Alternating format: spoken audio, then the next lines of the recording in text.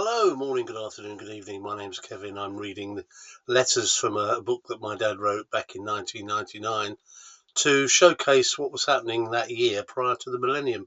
My late father's name was Jimmy Hodge, who was a journalist here in Kent. Apologies for mix-up on dates. I was in my bed yesterday, had a real bout of something, so not sure. I thought I'd uploaded yesterday's video. Clearly I hadn't, but so I'm going to try and combine March the 3rd and March the 4th. So bear with if you don't mind. March the 3rd, Jimmy was talking about Jack Straw being the Home Secretary, was trying to get a granny's army of helpers on the assumption that grannies would be able to talk to youngsters. But sadly, yesterday, 3 teenagers were convicted, I think, or certainly going to be, killing a 75-year-old innocent guy walking along the street. So I'm not so sure that would work really now. It might have done 26 years ago.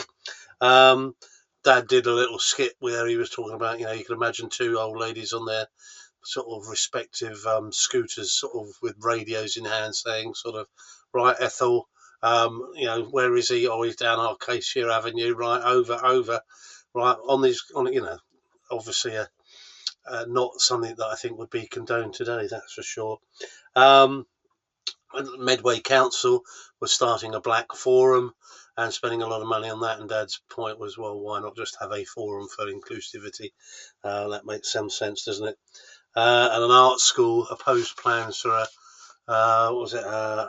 old people's flats nearby because they thought that the old people might see the naked models being taken. Today, on the 4th of March, it said Dad was talking about laughter being the best medicine. I think I inherited some of his sense of humour, my dad, I'm glad to say.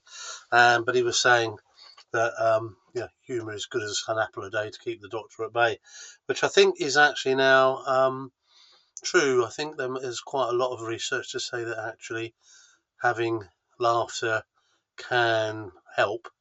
I don't think it's prescribed just yet, but what a pity it isn't really. And Dad, I hope you'll bear with me in this joke. I hope you'll take it in the context of trigger warning 26 years ago. But he was saying he newly joined army officer. He overheard a conversation, which whether it's true or not, I don't know. It said, newly joined officer in conversation with another officer in the officer's mess. Hey, an officer, you'll like it here. On Tuesday nights, we turn the mess into a casino.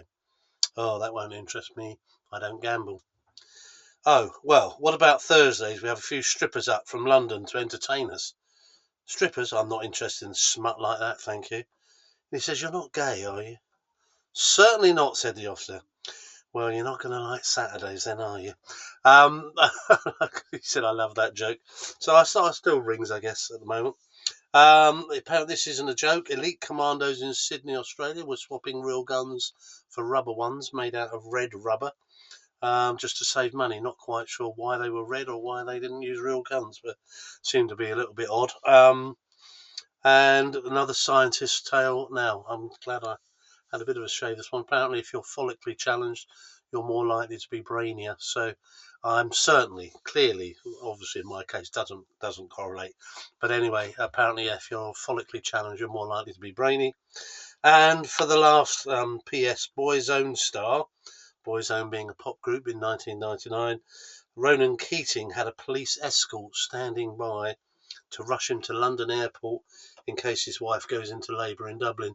And Jimmy was saying, gosh, one rule for the one and one rule for the rich and one rule for the poor. But anyway, so a couple of days worth there. I hope you didn't mind me condensing both days into one. And tomorrow will be the 5th of March. And I'll see you then. Okay, well, there you go.